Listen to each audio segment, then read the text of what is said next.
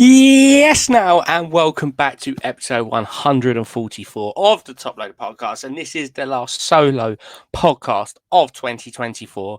We have a couple of good episodes lined up to finish the year on a high. But before we get into this episode of the Top Loader podcast, because there's some big talking points this week within the card world, first of all, a massive thanks yet again to the guys over at Third Down UK for powering up this episode of the Top Loader podcast. Whether you need card supplies, custom card stands, great preparation kits, or whatever it may be, head over to their website, head to their store, and use TTP10 at checkout for 10% off all you need. And there's only one place to start, and I spoke about it last week.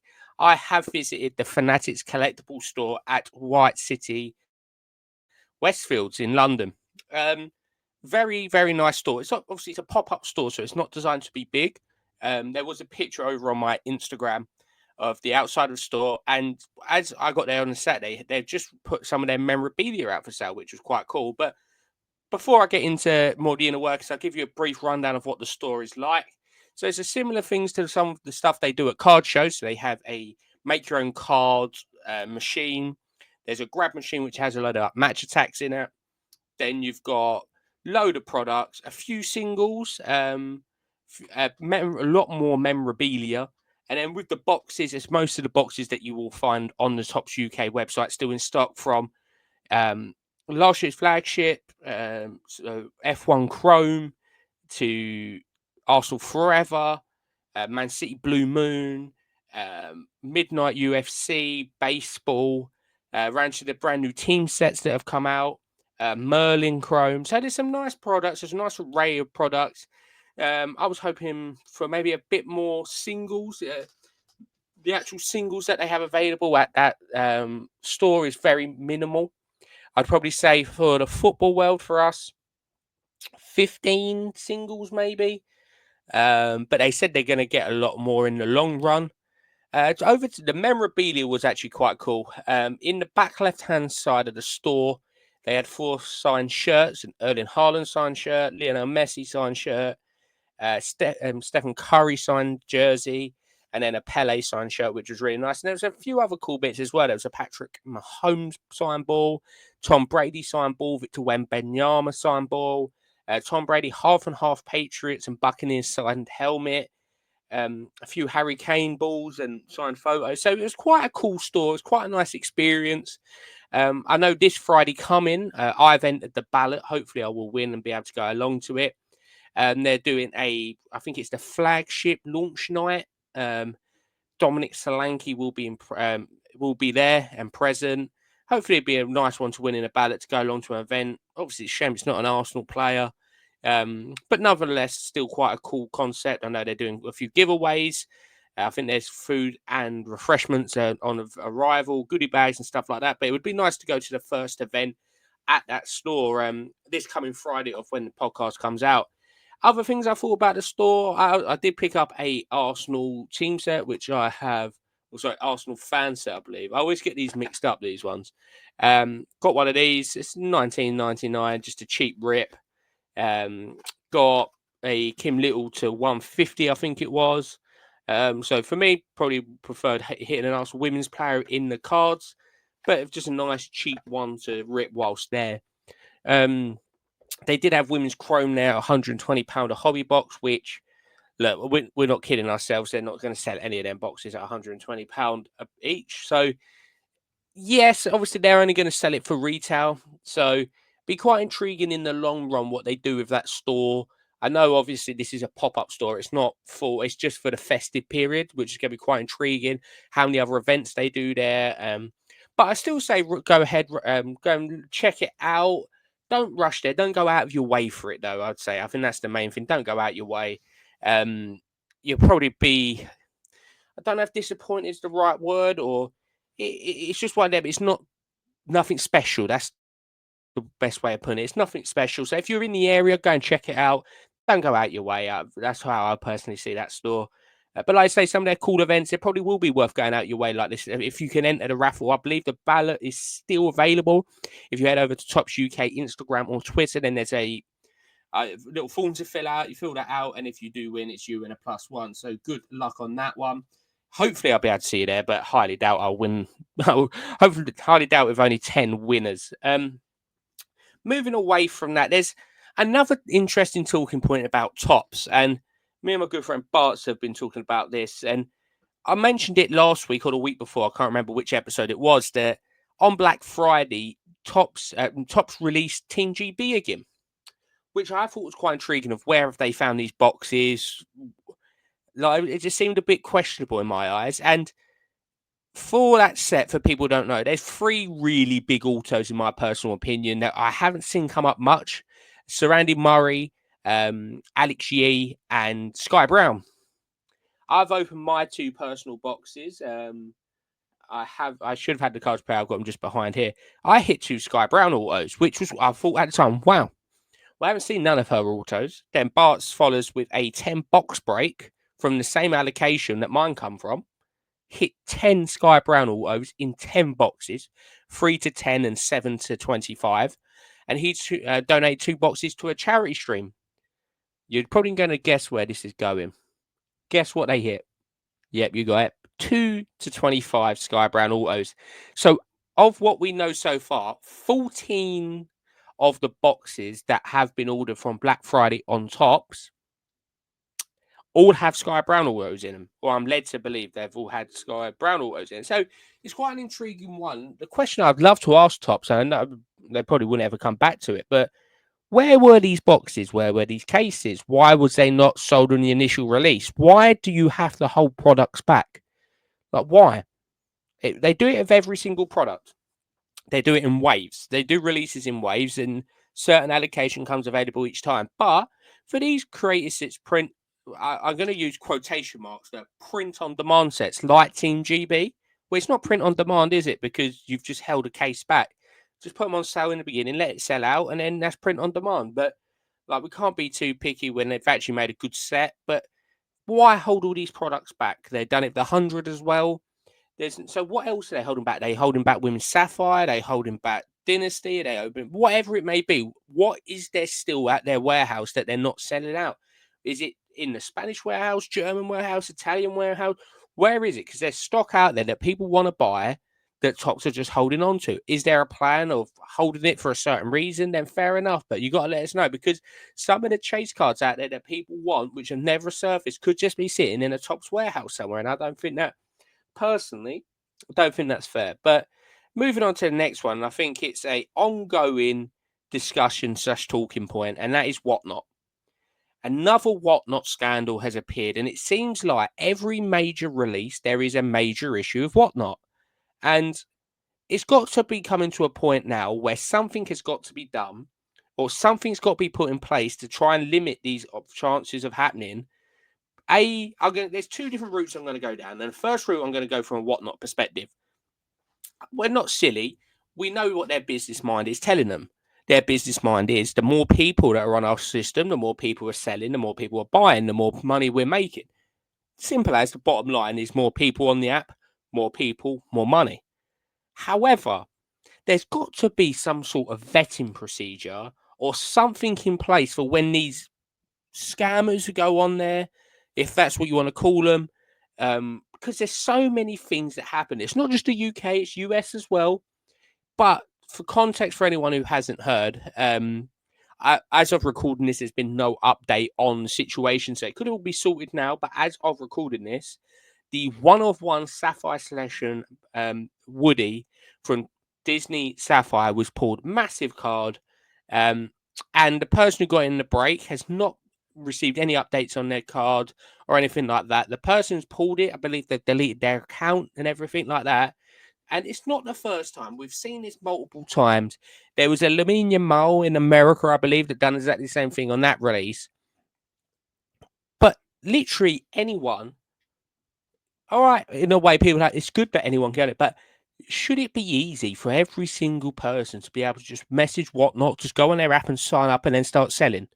There's got to be some sort of procedure in place, some vetting process that you can help the people and protect not just the person buying cards or entering breaks, but the fellow breakers as well, because there's great breakers on there. There's great single sellers on there who are getting a bad name from other people. and their livelihoods at risk because people might go, you know what, I'm just not doing this no more. Why should they be affected for something that someone else is doing? There needs to be something in place. And I've been laughing and joking with a few people over a couple of years now saying, when you book a holiday, for example, it's APTA protected. Then is it going to have to come to a point where there's going to have to be like a overseeing like a federation for breakers where you have to apply for it, and then only once you get like a breaking license that you can actually go and break? Because I think if it keeps going along this route, it actually might be a realistic thing that has to come in to protect people's money, protect the hobby, protect other breakers, and also these platforms. Like, I think no one's kidding themselves here saying Whatnot are in danger. eBay Live when it comes out, Fanatics Live if it does come out, and plenty of other platforms that are in the murmurings of coming out. But why do Whatnot do this? They, all right, maybe their team, I don't know, the team behind the scenes might be trying to work something out, but it happens too many times. And surely something has got to be in place from a Whatnot perspective that someone is breaking on your channel. They are representing you. So surely they want the best people to be on that platform, to be breaking, to be selling, and not end up having all these scandals that keep coming up. And like we say, there's so 99.9% of people buying, selling, breaking, whatever it may be, are fantastic people on there. Some of them are doing some great stuff for charity as well. But the one or two bad apples are ruining it for everyone. And something has got to be done. When someone invests their hard earned money into a product and they hit a card of a lifetime that can go towards holiday, that can go towards Christmas presents, can go to whatever it may be, or even just sitting in the collection. Why do they have this taken away from them on multiple occasions? Because someone can see themselves making a quick buck. If you don't want a break to go for cheap, you just start, it's your own responsibility for listing it up for 99p starts or whatever it may be. Or if £100 spot hits £1,000 card, that's a part of the breaking. Like, you shouldn't be taking cards. I don't want it to go into a rant because that's just, most breakers out there are absolutely fantastic. But it's coming to a point now where this issue is arising a lot and something needs to be done, whether it's from Whatnot, whether it's from Tops, Panini, whoever it is. Maybe Fanatics Live will be better. I do not know. Having maybe a overseeing card company, does it need like a fixed person in charge of going through all the accounts and register? I personally believe that there should be some sort of vetting procedure. Okay, you're not going to be able to stop everyone. That is just natural. But should everyone be allowed to sell? What stops? All right, then tomorrow, every single person who attends a London card show just signs up and breaks something and Whatnot. You got 5,000 people breaking boxes. Nah, that's not going to go down well. So something's got to be done on Whatnot side as well to limit the amount of people that can go live, limit the amount of people doing the same thing. They've got categories on there. Why not restrict it to 2 football breaks an hour, 2 single sellers an hour, or every half hour, every quarter of hour? Something's got to be done to protect that industry because, like I said, there's some really good guys on there who've done really well for themselves. But then again, it's oversaturated. I was on Whatnot, flicking through it last Thursday, I believe it was. And what I noticed, I thought, let me just have a scroll through. And at one point, I counted, I think I was looking at Friday to Monday, and I was just interested in the scheduled streams. And I think I got to about 200 odd, and I was like, all right, there's a lot of time in the day, but it's such a like diluted platform now that it is hard for people to make money on there. I've seen breaks going on there that are making a loss. People shouldn't be making a loss on a box break. All right, sometimes it will happen, but I've seen singles going for like single spots going for £1, £2, where they should be 15, 10, 15, because you might have 10 people breaking the same box at the same place. And if someone can get the box cheaper than another, they're just undercutting each other. Something needs to be done with that. I know Tops are quite good with it. Of if boxes are sourced through them and you're seeing to be making a loss, they do tell you have to be breaking even on each box. Because I've done it, maths on it before, and I've seen people. I think especially with Women's Chrome, people are taking big losses on that. I see hobby boxes going for about £50, £60 per spot, like with the spots. So that's not a business. You can't sustain losses all the time. And something will be done. Will it be done shortly? Will it be done long term? It's going to be one of them. It's just a wait and see thing. And I don't want to sound too negative about it because it is a great platform. It gives people the opportunity, but then again, it comes back to it's so easy for someone to just chase a loss. It's gambling. There should be protection. And that's obviously we've talked about before, like Gamble Aware. That should be part of all breaks. Yet again, is it time for like an agency to be formed where someone you got to vet them, but also at the same time you've got to limit people's accounts. For example, the great thing of betting companies, you can do timeouts, you can suspend your account. Should be able to do exactly the same thing on Whatnot, eBay, whatever it may be. They need to treat cards, especially breaks, as gambling. It is gambling. You are throwing money into something and you're not guaranteed a return. That is gambling. No difference to like FIFA packs on PlayStation. That is gambling. So it should be 18 plus, simple as the whole platform 18 plus. And then also at the same time, vet everyone. And there should be a way of just being able to monitor everything what's going on. So I'm going to move away from Whatnot now and talk a bit about grading, because I know people always say to me, you don't grade enough cards or stuff. I have actually got a SGC return for the first time in quite a while. I love the SGC return. I've got to say the turnaround with these were fantastic. I sent these through Aaron at the Grading Club. I submit these at the last London Card Show, and I got them back in hand within about 3.5 weeks, 4 weeks. Absolutely fantastic. Obviously, people will say SGC is not as good as PSA. I do agree, but then another way I actually do prefer SGC for stickers. So I'll run through some of these because this is one of my best returns ever. Just for the sole fact of some of these are obviously rare stickers and some of them got some great grades and they look fantastic. So if you are watching along via Spotify video or YouTube, I will show the cards on screen now, but I will describe the cards. And if you do want pictures, let me know. I can always send them over to you if you can't see it. So first up here is a 1986-87 Panini Foot France Arsene Wenger in an SGC 7. For context, a lot of these ones do come back low grades because they're so easy to chip. Football 88 here in an SGC 6. I've already got 7 of this, so if anyone listening wants one for a good price, just drop me a message because I've already got that one. Then this is another lovely one at 8.5. This is now Pop 2 and at 8.5. 1988, 89 foot. Just another stunning looking card, and the black border really plays off well on it. Moving on now to the latest one of all of them. This is 89-90 Panini Foot Arsene Wenger in an SGC 8. This one, again, just a great looking card. And then moving on to unbelievable returns. This one is a second year, and it's come back an SGC 8. Pop 1. I think the next after it is a 6 potentially. I think it's a 6 to one after that. So, 6 or 6.5. So it's done. Absolutely stunning, that one. And then last but not least, up next is the Arsene Wenger rookie sticker from 84-85. This was a Pop 4.5. So it was 2 4.5s and a 5, I'm led to believe. And it's come back an SGC 7.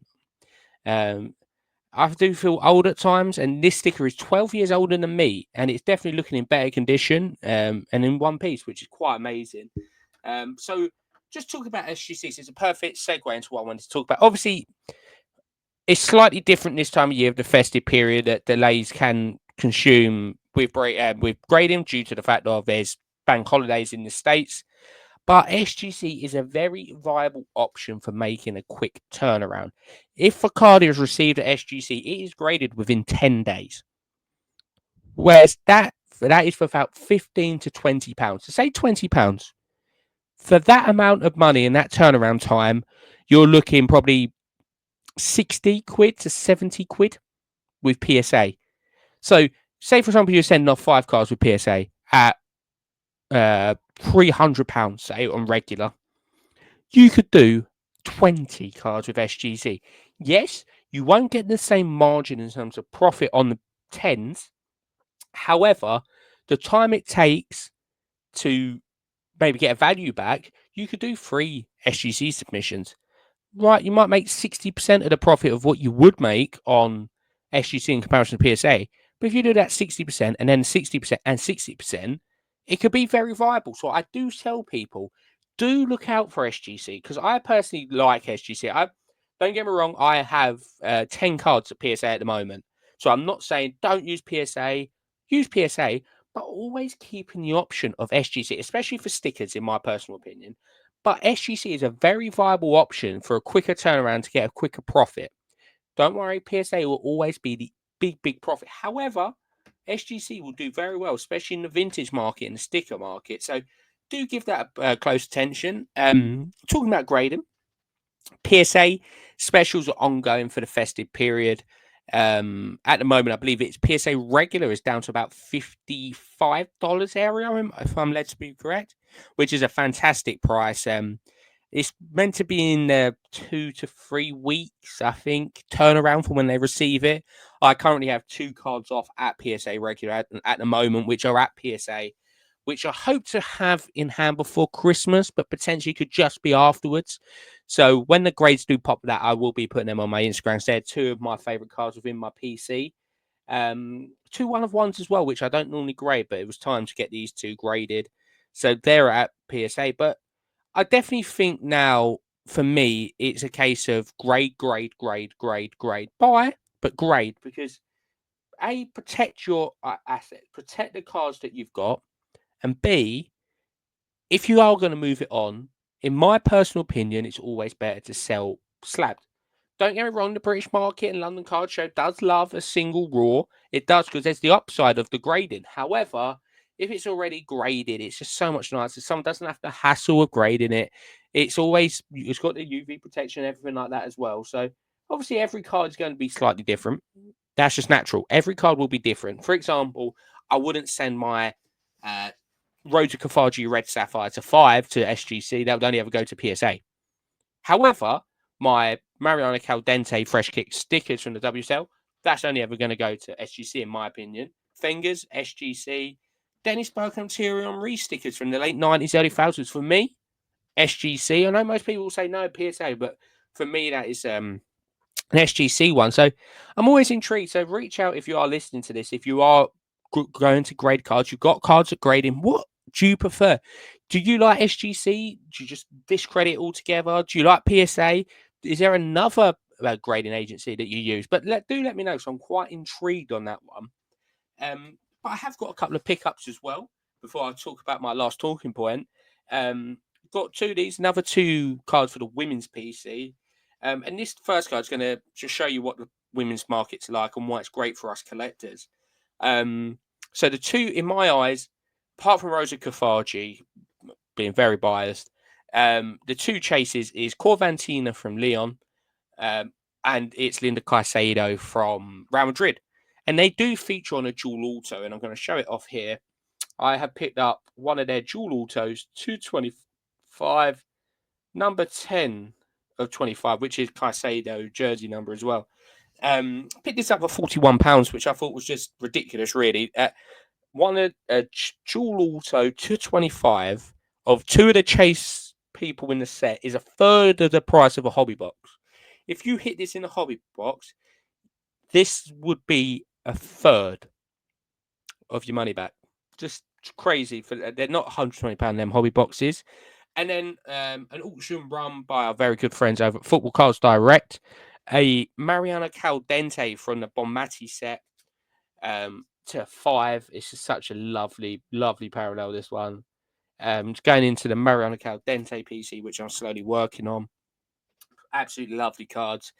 I always say this time of the year, always pay attention to eBay, because it's such an expensive month. People need to raise funds, and some good cards do come on eBay, and sometimes at very good price as well, because people are more motivated to sell. And there is another pickup which I'm going to show off, which is not a card, but I thought a lot of people out there might be quite intrigued with this and actually quite like it. So there is a company, it's called Match Worn Shirts, that auction off a lot of match worn shirts, whether it's like the Poppy kits in the Premier League, WSL, or shirts all around the world, but not all of them are match worn. Some of them are team signed shirts, and that's what I've picked up in here. But I picked this up on the Black Friday deal, so this was literally just an auction, and I won it. So for everyone who can look along here, if you're watching along, and obviously for people do know, I am a massive Wendy Renard fan, and in due course, I've always watched a lot of Leon matches as well, just because they are an absolute sensational women's team. They've got quite a few players that I really like as well. Danielle van der Donk is one of them. Corvantina, Ellie Carpenter. They've just got fantastic players. And I managed to pick this up for £137. And that's quite a lot of money, but it's an absolute collector's item for me now. This is a full team signed shirt. And to me, I wanted to go to a Leon women's game. I was going to buy a Leon women's shirt while I was out there. And the match worn shirts are about £120.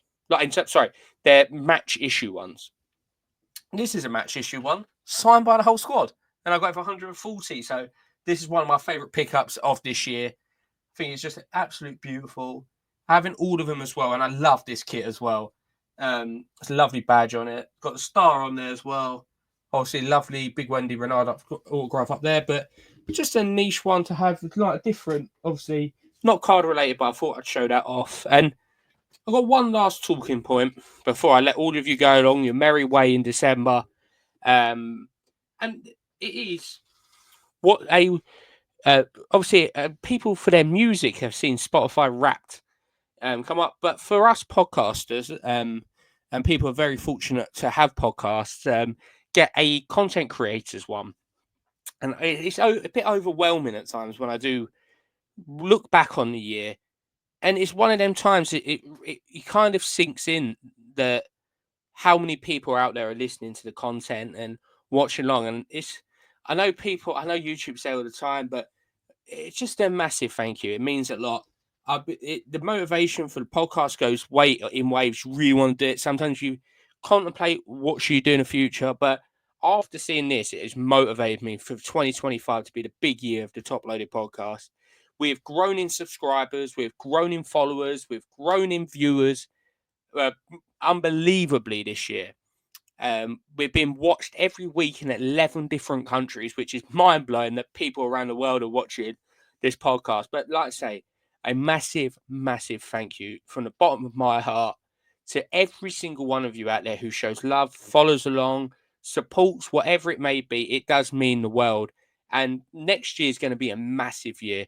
We're going to try and go bigger. We're going to try and go better. We're going to go live podcasts at times. So we just want to bring you the most. So if there's ever any talking points you want, if there's any other guests you want to get on, whatever it may be, do you want potentially more video content? I'm quite open to going along the routes of YouTube as well, reviewing card shows, going to like the Fnatic store, for example, showing it off. That can be done as well. But like I say, a massive thank you for every single one of you out there who's watched, listened, just interacted, whether it's shared a post, whatever it may be. A massive thank you. And it's going to be a fun couple of weeks remaining of 2024, which is mad to think. We have a special guest next week. The week after that will be a Christmas Eve special, which is going to be quite interesting. And that will be our Christmas special, where we just have a bit of fun. It's a bit more of a free-flowing conversation. It's Christmas, so there might be a alcoholic beverage on the side. And then the episode in between Christmas and New Year will be a look back on the year, favorite sets, good things, bad things, favorite pickups, everything like that. But like we say, it's going to be a good last couple of weeks of the year. Look forward to you bringing some great content, and then the real work starts at the beginning of 2025 to make this bigger, better, making your podcast the best podcast it can be. And like you say, there's some great podcasts out there, so go and give them a listen as well. But from me this week, obviously a massive thank you for listening to my voice yet again for another week on the Top Loaded podcast.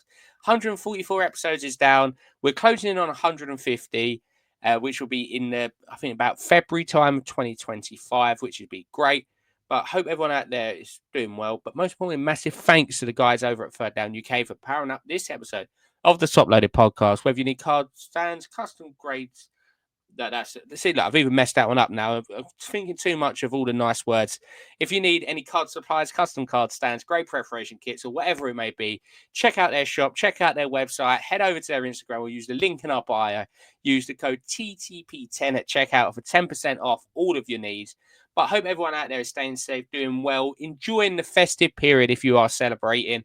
Do have a drink for me as well.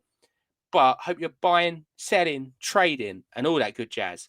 But most importantly, happy hobbying and good night.